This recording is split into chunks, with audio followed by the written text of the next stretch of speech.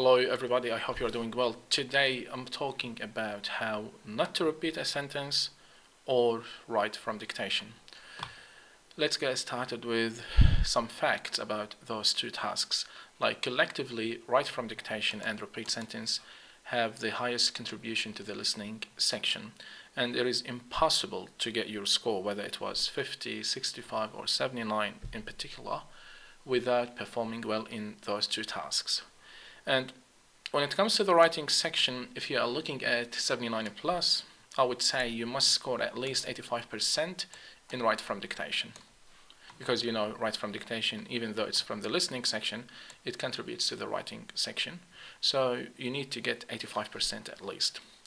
And when it comes to the speaking section itself, repeat sentence, a poor performance in repeat sentence will definitely jeopardize your speaking score.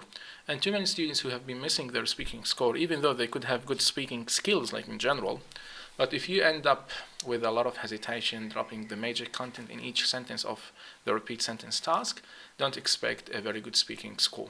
Okay? So we are looking at two tasks, write from dictation and repeat sentence, that both together have an impact onto the speaking, the listening, and the writing sections. What does this mean? It definitely means we have to be very serious when studying and practicing those two tasks. Okay, so the purpose of this video is to show you how not to repeat a sentence or a write from dictation. Let's start with repeat sentence. Firstly, I don't recommend anybody to take notes while listening to the sentence. This is time consuming, definitely. And this method doesn't work at all with medium to long sentences. Even in some short sentences, if the pace was very fast, it's not gonna work at all. And when you take notes, you will be enjoying taking the first 2 or 3 words. Like you will be happy that you are catching up with the speaker. But trust me, after word number 4, you're gonna lose the control, even if you are only taking initials and repeat sentence. That's number 1. So you're not gonna grab the sentence as you listen.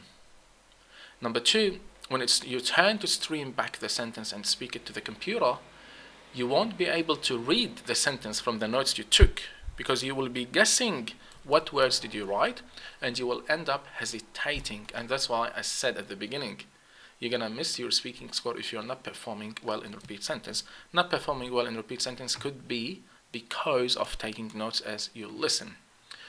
I highly suggest you, or it's not a suggestion, it's a very strong recommendation, don't hesitate when repeating the sentence. Even if you only get 70 to 80% of the sentence, just keep going, yeah?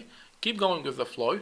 I would say out of the 12 sentences, if you could get 8 sentences perfectly without dropping any content, and the other 3 to 4 sentences, if you miss 10 to 20% of the content, just make sure you are repeating without any hesitation, and you only repeat what you receive. And that's why I did mark this one in, I would say, red color. Don't add extra phrases or words on purpose in any sentence. So sadly, 3 times, the most popular strategy in Australia, I keep saying this because a lot of students who come over and join my center have already been to other 2 or 3 centers at least. So the strategy in Australia is, like, if you have a sentence like this, let's look at this sentence, which says the plan is to phase out all cars with internal combustion engines by 2050 or 2050. If you have got this sentence, which is relatively medium to long sentence, they just ask you and suggest you repeat the first part, 3, 4 to 5 words, and the last part they ask you to memorize some phrases or sentences so that you can just say it all the time. Okay, so some of the very popular phrases or sentences is this one, like you just repeat this. The plan is to phase out all, I don't remember the last part, and you finish. And they claim that if you do this, you're going to get the score. You're not going to get it, and that's why too many students keep doing the exam 4 and 5 and 6 and 7 times. The other popular phrase or sentence is this, like, this is another coaching center is teaching it.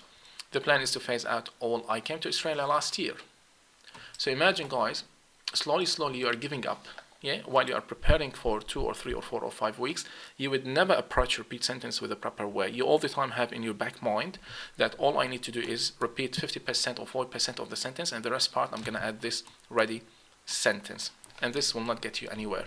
First of all, you're not improving your skills in repeat sentence. Secondly, and most importantly, you are going to give the exam, you fail it, then again, without knowing the real reason for failing the test, then again, you will give the test over and over, lose money, lose time, and what's most important is time is money. So you're losing your time and getting disappointed over and over. So I would say, don't do this. Because even the machine itself, like the AI that is scoring you, is smart enough.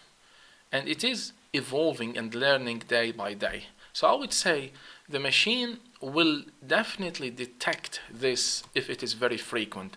Like imagine in Australia, all or most students are doing this. Slowly, the machine will become aware of this, and it will know that we are trying to overcome its intelligence. And here, the machine will be giving you a higher and harsher penalty. So I would say, for a repeat sentence, train well, practice well, 3 to 4, 5 or 6 weeks practicing, and you should be doing it. But the purpose of this video is how not to do it. So the opposite will be the right thing. The other one is write from dictation. Guys, write from dictation, actually the main point I want to make here is this one. But let me just talk about this one for a minute, and then we're going to talk about this one in red color. In write from dictation, I don't ever recommend following what's called the initial method. In the market, it's very popular for students to listen and write the first letter of each word as they listen. And as soon as the speaker finishes, they are being advised to complete each word based on the first letter they wrote on the paper. And once you have the sentence on the paper, you just have to transfer it. In one of the videos, I did say why this method is not 100% efficient. One of the main reasons, it is time consuming, and plus you end up guessing the letters and the words. So I would say avoid it, but the main reason for today's video is to make you aware of this lethal method, which is adding extra words. Wow, YouTube, Facebook, coaching centers, almost every center is advising students to write extra words in write from dictation. Like they tell you, if you heard a sentence and you are not familiar or you are not certain if the sentence or the word was in this sentence plural or singular, they ask you to write both forms and let the computer choose. How? Let me show you. For example, this sentence, the co-operator operates a continuous assessment. So if you were not certain whether it was operate or operates, and you are not familiar with the grammar rule, which is subject-verb agreement here, they ask you, it's okay, just write it operates and operate. Write both of them and let the computer choose. Okay? Or here, another example. All students and staff have the access to printers and scanners. You're not certain whether it was printers or printer, scanners or scanner, was it and or, so they just ask you to put the 3 options. So you write printers, printer, and or scanners, scanner. Don't do this. Most students who joined me recently from X and Y coaching centers, which I will not name today, they have been following this method and they're missing big time in listening and writing. Why? Because adding extra word is a content error which will definitely hamper and affect your writing score and listening score. Plus, and most importantly, no one, including me, no one knows what's going on behind the scenes when Pearson is scoring your exam. Even Pearson themselves, they don't disclose the real marking criteria. All what we teach you guys is based on our own experiments, our own assumptions, and our own experience. So when I see a lot of students following this method and failing big time, and when Pearson says if you add a word, it is considered a content error, so why to do this? Why to do this? Why to go while giving up this task? Like you're just going to the exam, I'm not going to care about it, I will write all the options. Don't do it, okay? Instead of that, practice well, work on your understanding for the language, work on your note-taking skills, work on your grammar, on your spelling, and so on. 4 to 5 or 6 weeks, you're going to get it. Better than giving the exam for 8 to 10 months following this nonsense tip. This is what I wanted to share with you for today. I hope you enjoyed it, and thank you so much. I'll see you very soon.